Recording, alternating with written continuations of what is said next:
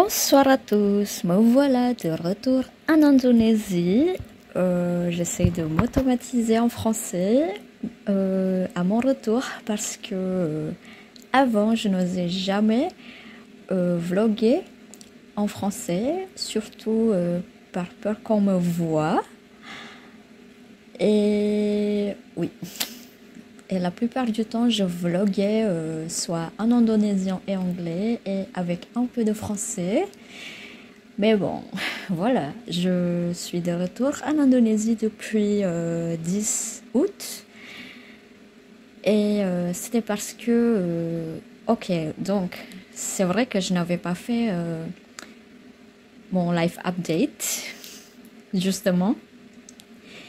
Mais en gros, j'ai soutenu mon mémoire le 5 juillet. C'est-à-dire qu'il y a plus d'un mois que j'ai soutenu, j'ai défendu tout ce qui était dans mon mémoire. Et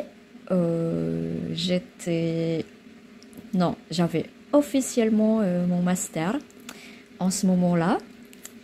Et oui, il me reste qu'à attendre l'attestation de réussite ou bien le diplôme directement expédié vers l'Indonésie, soit au campus France Indonésie qui est à Jakarta, soit directement à mon domicile.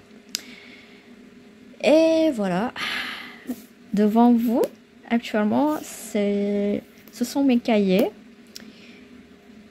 En fait, ça c'est un carnet de croquis, mais que je l'ai rempli avec la calligraphie. Ensuite, ça c'est mon carnet que j'utilisais il y a 4 ans quand j'étais à Lyon.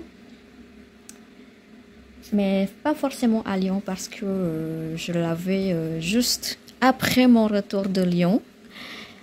Et voilà, j'ai pris quelques notes, j'ai repris quelques notes de la langue française, soit au niveau de langue, soit, tout ce qui est la didactique. Voilà. Et je vais maintenant faire un petit tour de mon cahier. Je vais l'ouvrir. Et là, j'ai commencé par les notes de la didactique des langues étrangères.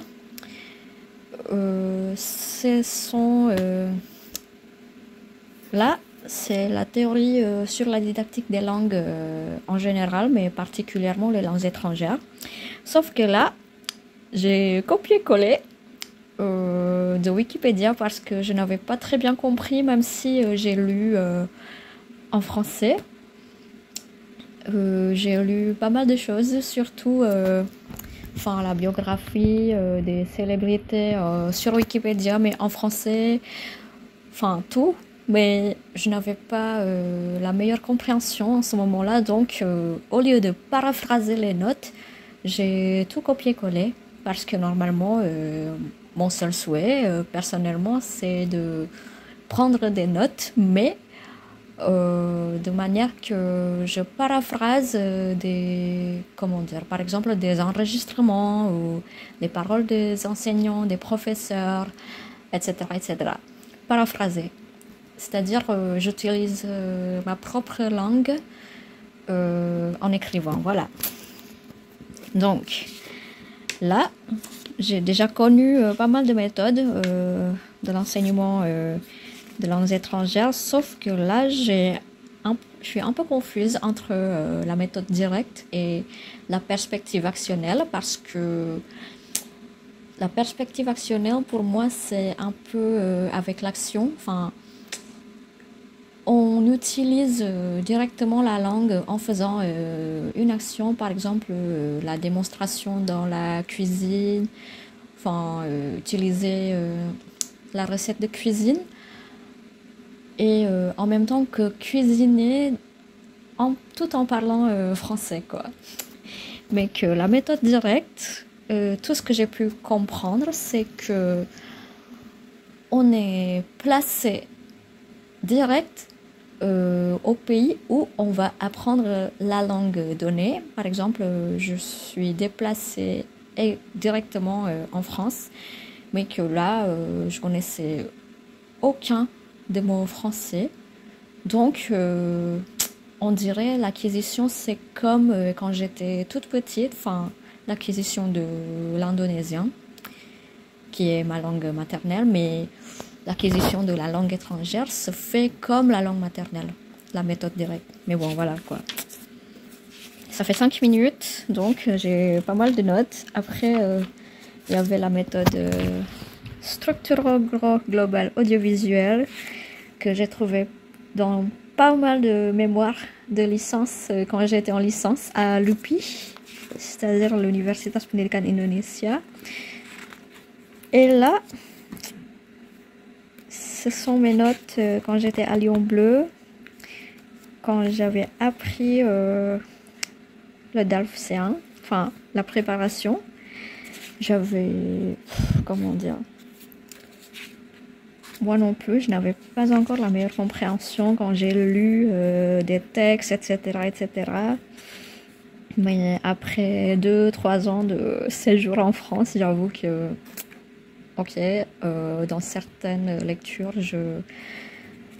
comment dire, il me faut toujours du temps pour comprendre, par exemple, tout ce qui est de langue française, son histoire, etc. Mais que quand il s'agissait de l'humour ou quelque chose de très facile, mais avec quelques expressions et de nouveaux vocabulaires, etc., m'a fait vite compris, enfin, m'a fait vite comprendre, enfin, les blagues, l'humour, etc.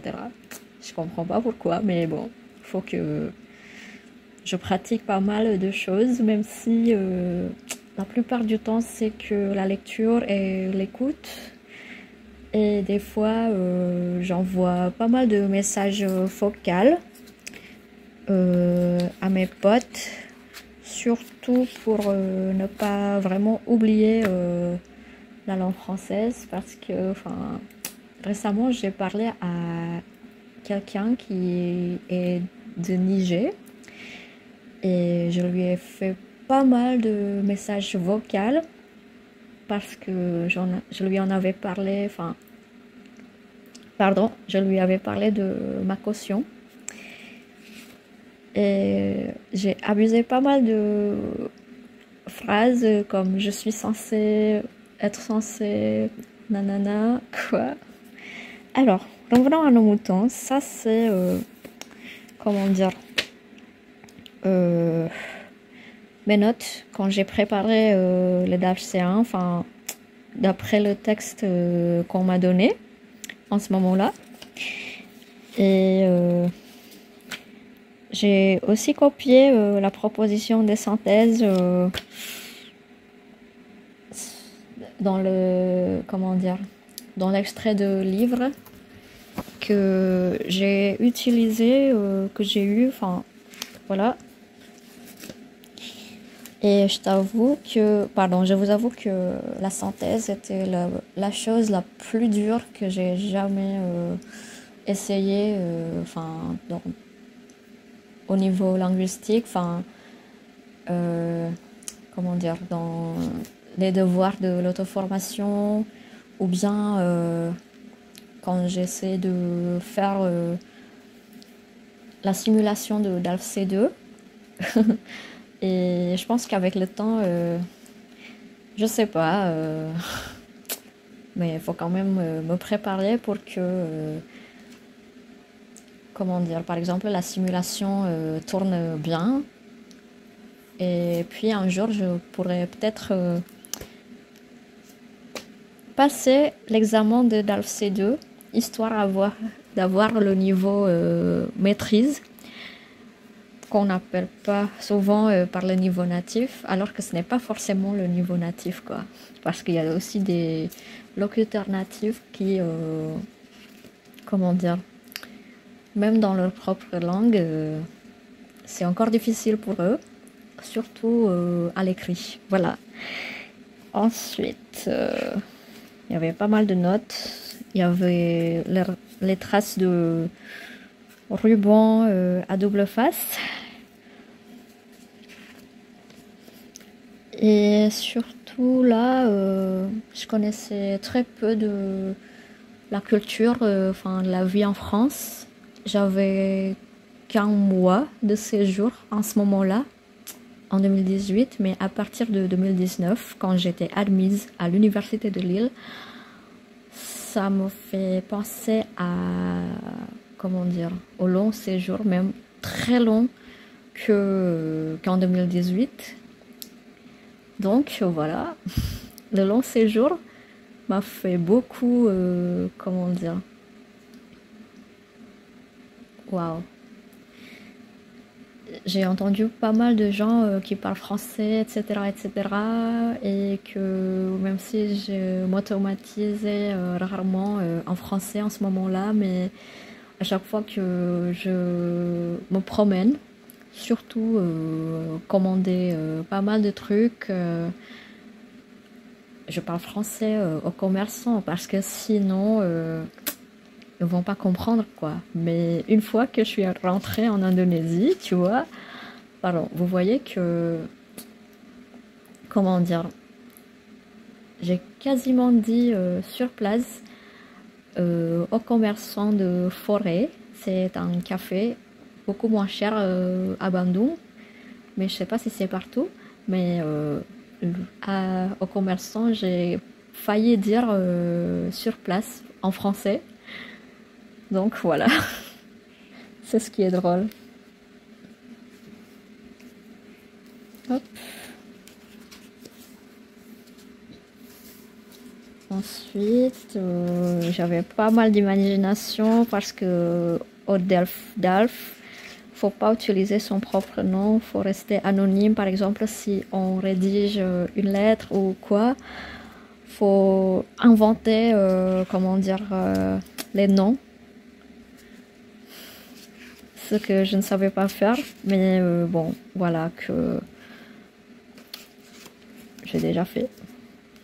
Ensuite, il y a deux textes où j'ai dû faire encore un peu de synthèse, mais pour la production orale au DALF C1, c'était un peu de synthèse et en même temps, il y a aussi notre propre opinion. Mais par rapport à la synthèse à l'écrit, il faut pas y avoir, faut pas qu'il y ait notre propre opinion, c'est-à-dire la rédaction, ça doit être dans notre propre langue à partir de deux textes différents mais de même thème, mais que ça doit rester sur le texte et voilà. Faut rien, comment dire, écrire tout ce qui n'existe pas dans le texte. Voilà. Hop. Ensuite, ça c'était ce que j'avais comme thème quand j'avais passé le DALC1. Hop, ça fait 14 minutes. Aïe aïe aïe. Ensuite, j'ai suivi également le petit séminaire sur la méthodologie de la recherche et le rapport de stage à la française, ce qui était très difficile pour moi. J'étais avec, je croyais, Marie, ou bien Nina, pardon, qui est, comment dire, qui était native en Indonésie, à Bandung surtout, mais que je l'ai jamais vue en classe. Mais voilà, elle habite en Indonésie, quoi. Et voilà, voilà, voilà. Ce sont les trucs que j'ai eu de Lyon. Aïe, aïe, aïe. J'avais pas mal de trucs. Hop, j'ai skippé une page. Ah oui, surtout, le truc sur l'anglicisme. J'avoue que je connais très peu de, comment dire, de l'utilisation de l'anglicisme, pardon, en France. Et surtout les textes de loi concernant l'imposition ou bien enfin l'essentiel d'utiliser le français tout le temps, alors que enfin dans les business, tu vois, vous voyez, il y a pas mal de mots anglais et bon, mais bon voilà.